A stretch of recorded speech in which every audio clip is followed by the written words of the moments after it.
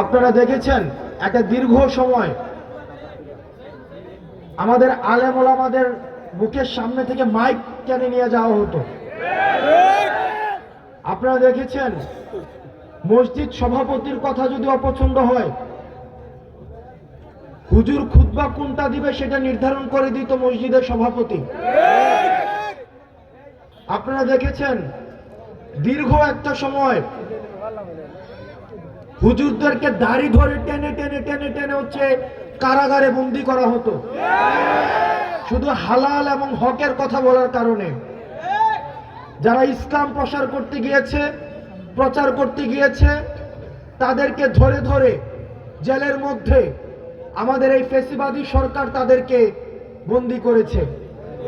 আপনারা দেখেছেন 5ই মে শাপলা চত্বরে আমাদের যারা আলেমগণ রয়েছে তাদেরকে রাতের অন্ধকারে তাদেরকে পশুর মতো তাদেরকে হত্যা করা হয়েছে। এবং সেই দিন আমরা একজন মন্ত্রীকে বলতে শুনেছি যে 1 ঘন্টার মধ্যেই নাকি শাপলা চত্বর সাফা।